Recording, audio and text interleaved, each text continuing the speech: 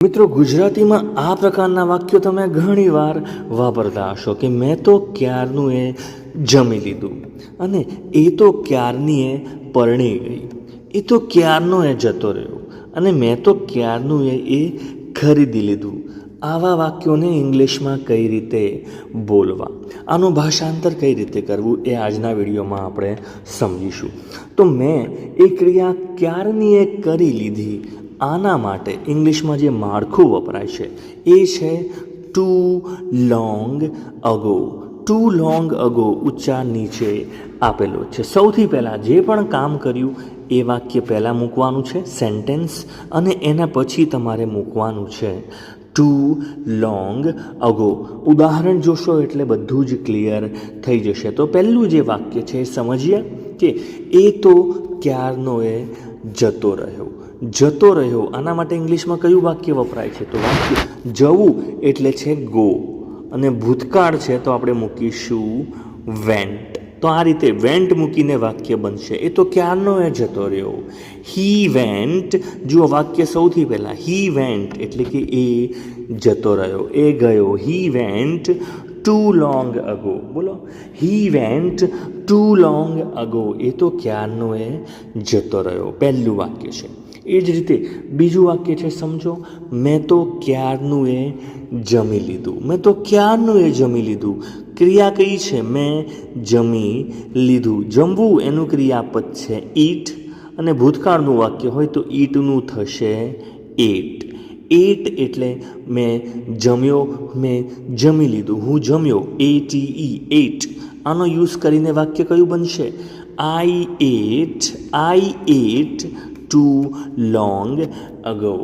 I at two long ago. I at two long ago. મેં તો ક્યારનું જમી લીધું. નેક્સ્ટ વાક્ય છે, મેં તો ક્યારનું જે કામ છે એ પતાવી દીધું. મેં તો ક્યારનું કામ પતાવી દીધું. હવે કામ પતાવી દેવું એના માટે ઇંગ્લિશમાં કયું છે? ક્રિયાપદ જે છે એ છે ફિનિશ. ફિનિશ, અને કામ પતાવવું એટલે ફિનિશ વર્ક. વર્ક એટલે કામ. Finish the work. મેં તો ક્યારનું કામ પતાવી દીધું. ભૂતકાળનું વાક્ય છે આઈ ફિનિશ્ડ. અહીંયા ઈડી લાગશે. આઈ ફિનિશ્ડ. જો વાક્ય સૌથી પહેલાં આઈ ફિનિશ્ડ ધી વર્ક. આ વાક્ય છે આઈ ફિનિશ્ડ ધી વર્ક. મેં કામ પૂરું કરી દીધું. ટુ લોંગ અગો, ક્યારનું I finished the work too long ago. Next વાક્ય સમજીએ. મેં તો ક્યારનું ખરીદી લીધું. ખરીદવા માટે કયા ક્રિયાપદ છે? એક ક્રિયાપદ છે BUY, બાય એટલે ખરીદવું, અને બીજું છે પરચેઝ, PURCHASE, પરચેઝ. મેં તો ક્યારનું ખરીદી લીધું. એના માટે વાક્ય બનશે I purchased. I purchased it. I purchased it. મેં ખરીદી લીધું. ટુ લોંગ અગો, ક્યારનું I purchased it too long ago. એ રીતે આ વાક્ય બનશે. બોલો, I purchased it too long ago.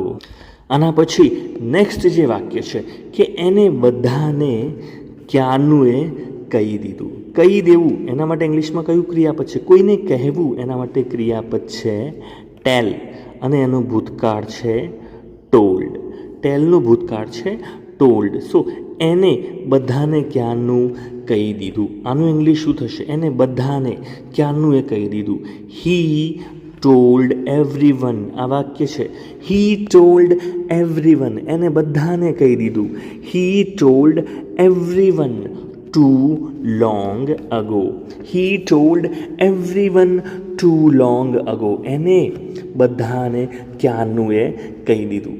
બરાબર છે? તો આ રીતે ટુ લોંગ અગો વાપરી શકાશે. એક વાક્ય હું તમને હોમવર્ક આપું છું કે એ છોકરી છે ને ક્યારની પરણી ગઈ છે. એ છોકરી ક્યારની પરણી ગઈ, તને ખબર જ નથી. આનું ઇંગ્લિશ શું થાય? કમેન્ટમાં ચોક્કસથી લખશો. Thanks for watching this video. આશા રાખું છું તમને આ વિડીયો ગમ્યો હશે. કમેન્ટમાં ચોક્કસથી મને આનો જવાબ જણાવશો.